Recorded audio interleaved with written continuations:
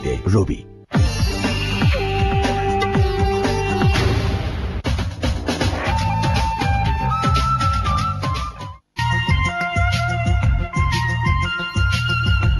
Viewers, welcome back. You're watching Frankly Speaking. Our guest is Mr. Ambassador William Lacy Swing, is Director General of IOM.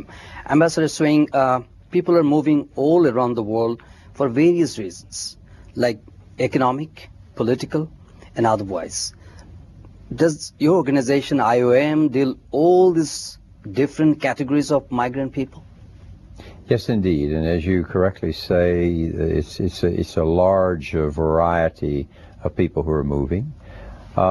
Many of them are increasingly, I would say the trend today is labor migration, because of the demographic facts that we know that you have an aging and graying north and an extremely youthful south. And one of our preoccupations is the problem of large-scale global youth unemployment. So which part of the globe is more potential? Well, it seems to me that what you're going to see, I think, is a larger number of people arriving on your shores in the north, if you use that phrase, the north, who are coming from different cultures, different backgrounds. And it's going to be the challenge and the opportunity of governments in those countries to try to prepare the population for the reality that the composition of the traditional 19th century nation state is going to change almost inevitably, or you'll have probably a limping or failed economy. So I think that's it. It's interesting. There have been two major developments in recent years that need to be noted for your viewers. One is urbanization. It's going to continue inexorably for much of this century. 2010 was the first year in recorded history in which more people were found to be living in cities than in the countryside. Mm-hmm. It's also feminization of migration. Mm-hmm. More than 50% of migrants are women, many of them young women. Mm-hmm. That was true also in 1964, but the qualitative difference is that more and more of these women are breadwinners. These are women who are pursuing their own life, their own career, following their ambitions. So those are major changes there. So they're a large part of this force. The international students. And then, unfortunately, there are still about 12 million refugees in the world seeking a place to go, largely in camps who've been there for many, many years.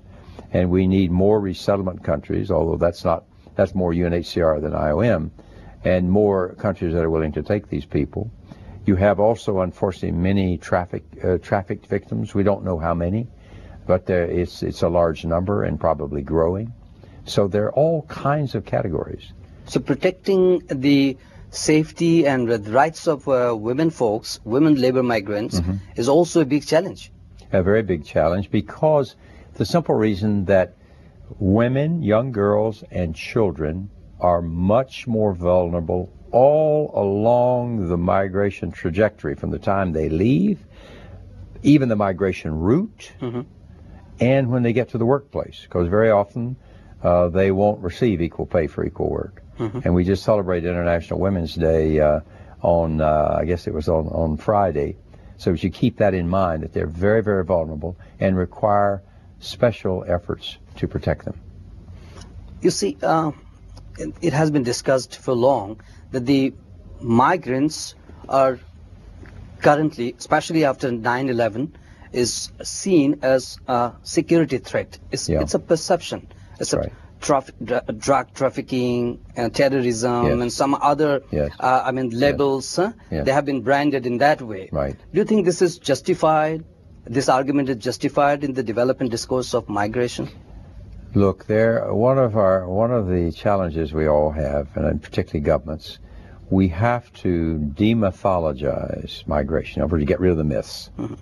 What are the myths? The myths are they're more criminally inclined than natives, which is not true, or the myth that they're coming to take our jobs, the myth that they're going to lower the wage scale, the myth that they're bringing disease into our country. All these are myths that need to be discounted, and governments and organizations such as mine have a responsibility in that area.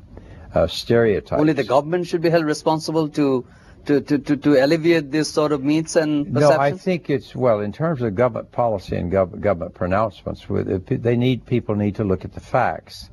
In fact, generally speaking, migrants are at least as well behaved, particularly since some of them are there perhaps without proper papers, who cannot go to any sort of judicial authority for support. So we need to keep that in mind, to get rid of the myths and look at these people as persons largely seeking a better life. No, it's true that there is a sort of syndrome that developed in the last 10 years that these people could be security threats. You are aware about IOM's assistance, and we also know about that you're assisting Bangladesh in many fields, and also we heard that IOM is assisting Bangladesh in drafting the anti-trafficking law. Yes. To ensure safety of women. Did you observe any progress, remarkable progress to this end?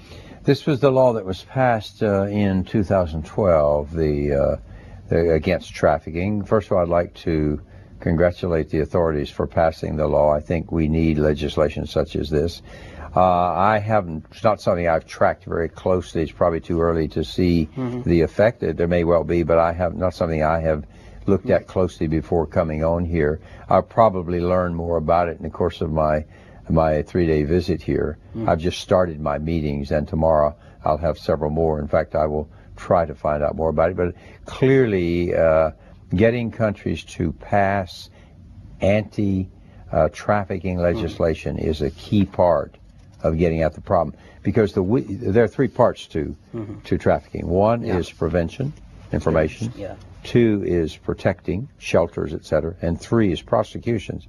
And in most countries, the weakest part is the prosecution part. Even if you have a law in the books, you then have to bring people to justice. Ambassador Swing, at the end, I want you to extend your message. On your second visit, what message you would like to extend to the people of Bangladesh on the migration issue and the rights of the people? I hope that we will increasingly come to look upon migration as human mobility, and cast our policies in a manner that facilitates human mobility, and sees it as an enabler, as a catalyst for development. Therefore, something that is to be welcomed both at home and abroad, and something that should be embraced by responsible policies that increasingly makes migration an option, not a necessity. Something like that, I would say. Thank you so much. Thank you for joining us. Wonderful to see you. Thank you so much. Dear viewers, we thank you indeed. Our guest was Ambassador William Lacy Swing, Director General of IOM. We hope that you have enjoyed our discussion, and we invite you to watch our next episode. Until then, take care. Bye, goodbye.